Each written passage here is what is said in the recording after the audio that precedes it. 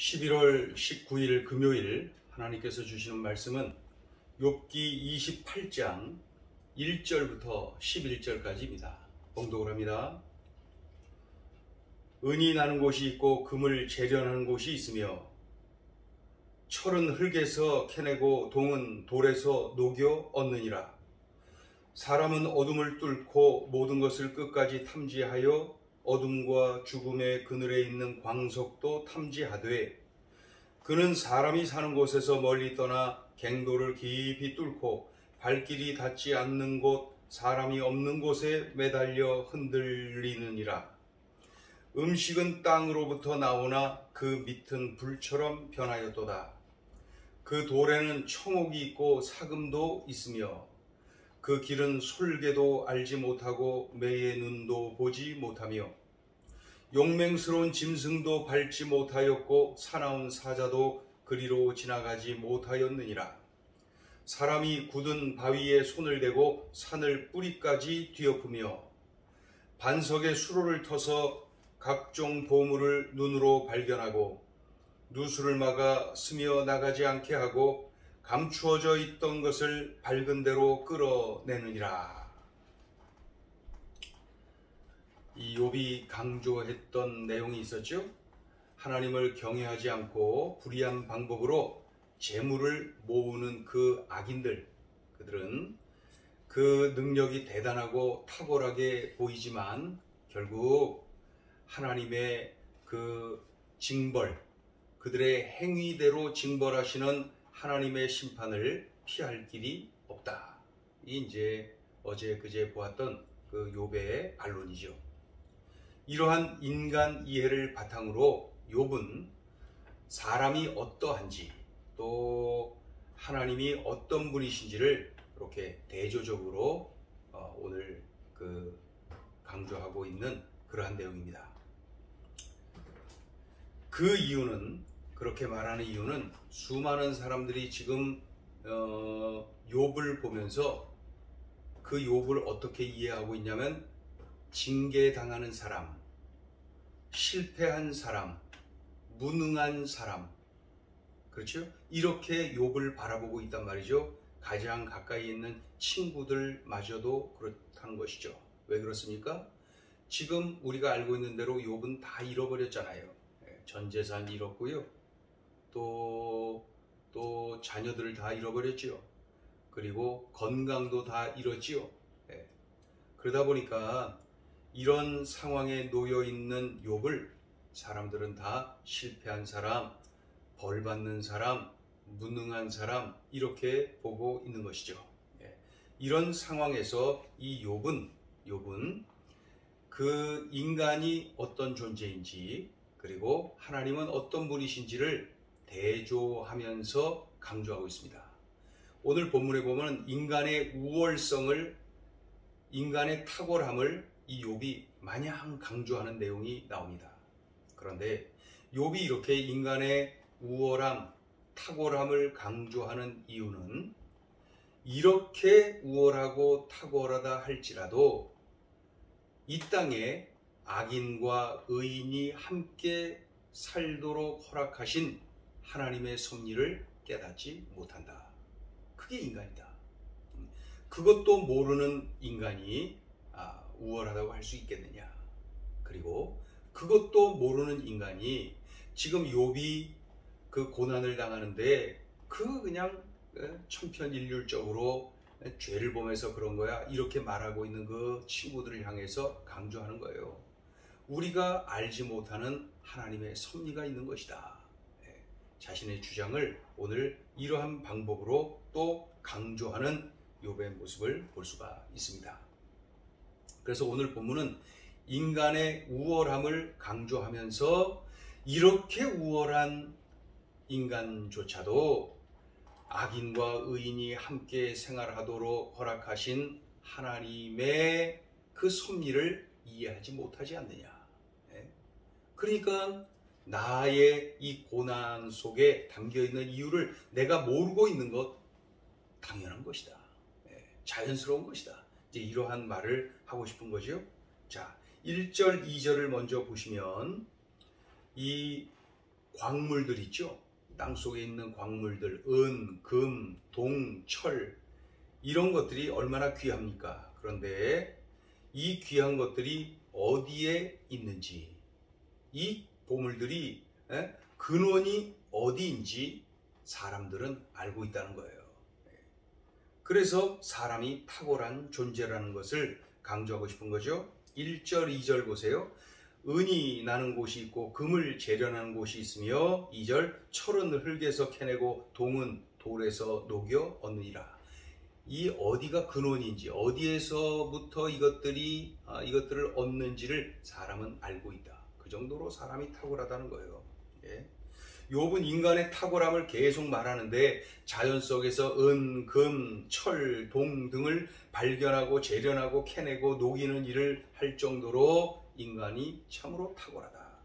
3절을 보시면은 사람은 어둠을 뚫고 모든 것을 끝까지 탐지하여 어둠과 죽음의 그늘에 있는 광석도 탐지하되, 그러니까 은, 금, 철, 동을 얻는 그 정도로 탁월하다 하면서 구체적으로 3절 이하에 언급을 하고 있죠.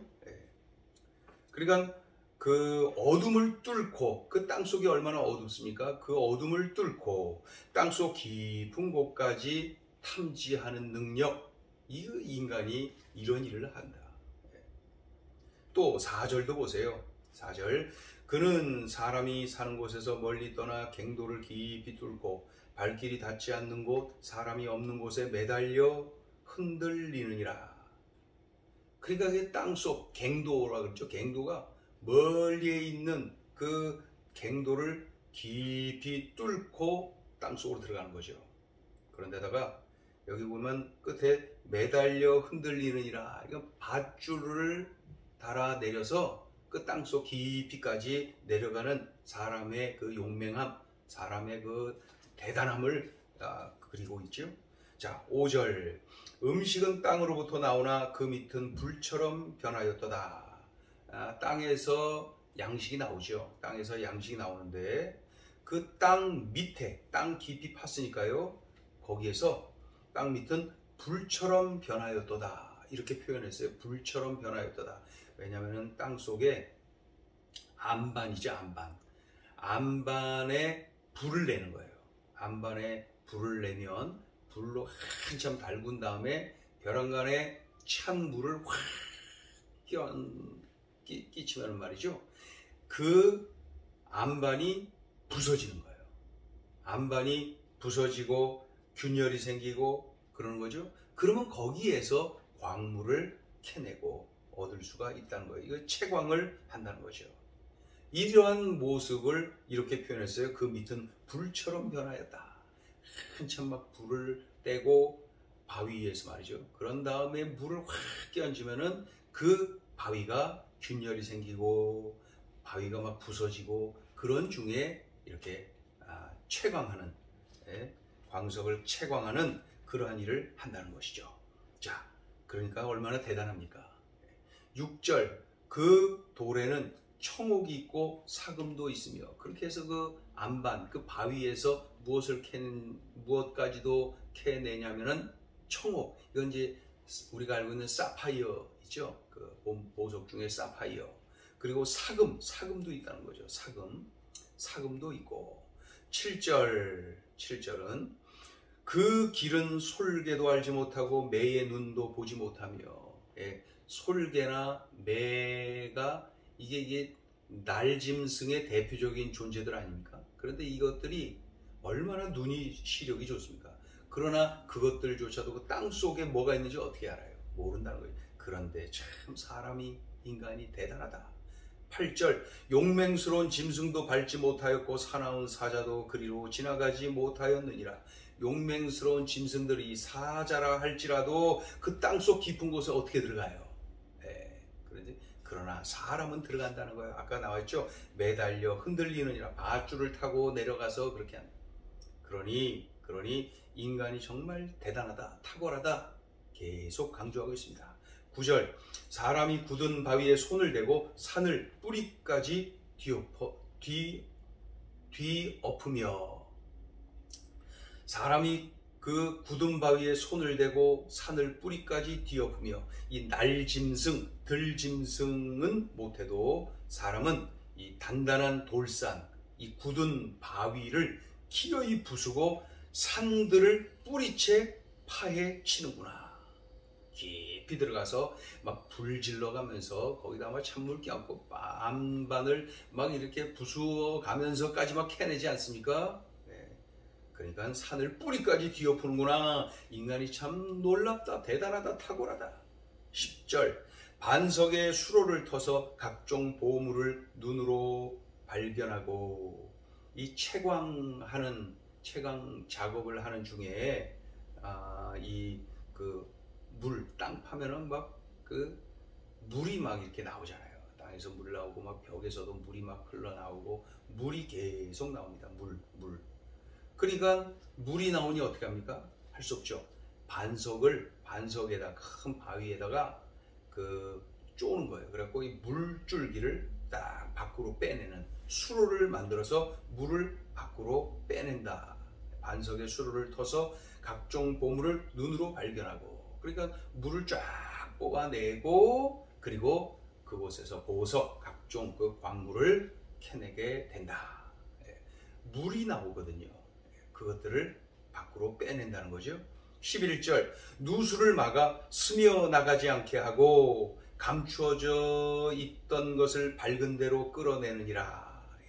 물이 있으니까, 물이 있어서 그 역시 그 물줄기를 밖으로 해갖고 물을 밖으로 빼내고, 그리고 감추어져 있던 것을 밝은 대로 끌어내는, 결국에는 이 광물들을 다 밖으로, 햇빛 쨍쨍 내릴 때는 밖으로 다 가지고 나가다니, 참 인간은 대단하구나, 우월하구나, 탁월하구나. 이것을 지금 욥이 계속해서 본문 내내 강조하고 있습니다.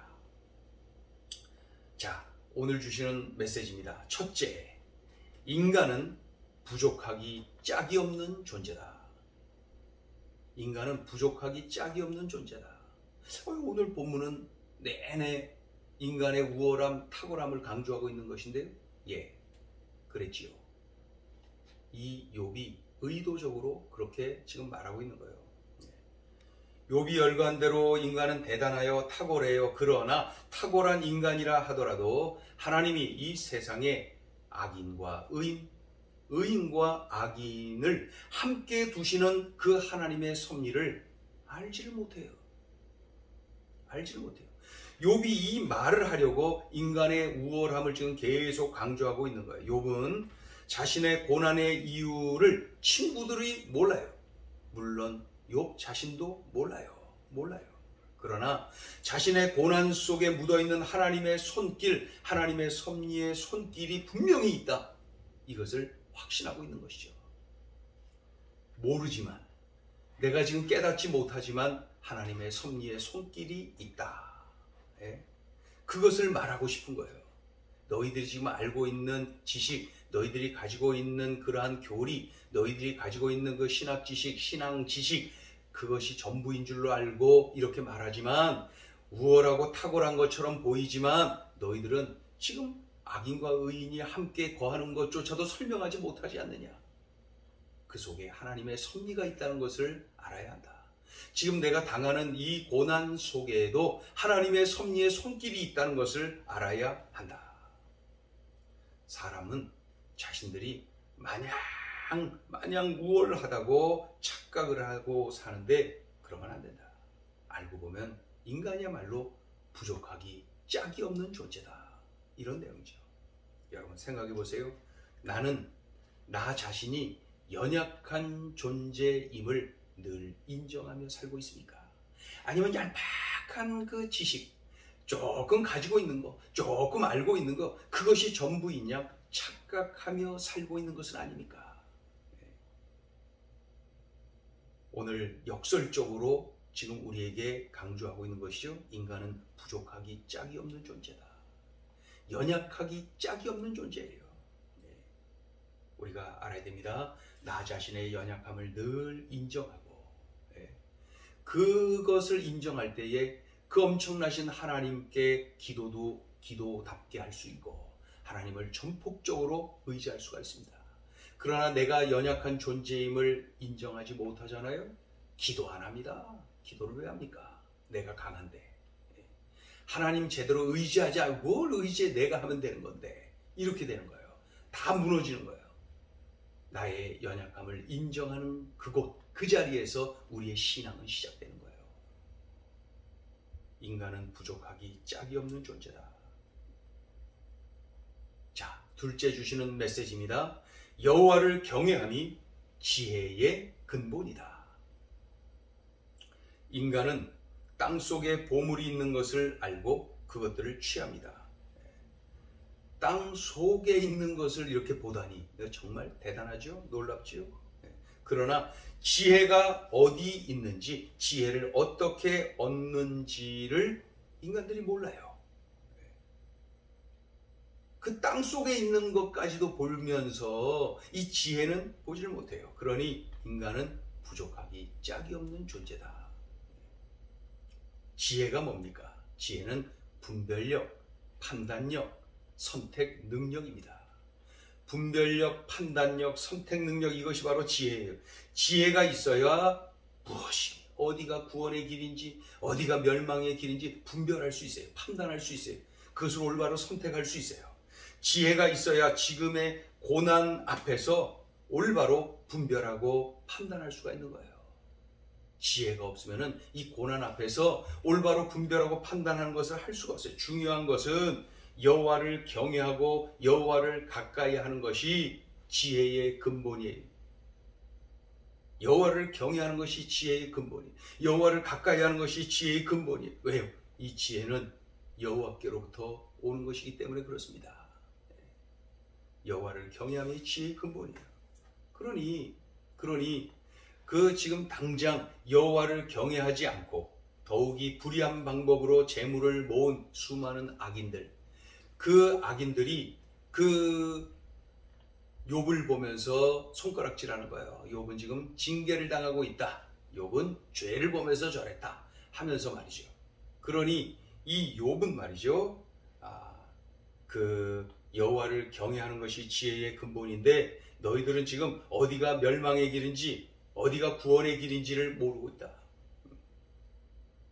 그러면서 이 지혜를 강조하고 있는 거예요. 이제 내일 보는 본문 속에 그러한 내용이 담겨 있죠. 우리가 명심해야 됩니다. 여호와를 경외함이 지혜의 근본이다. 여호와를 경외함이 지혜의 근본이다. 지혜의 근본이다.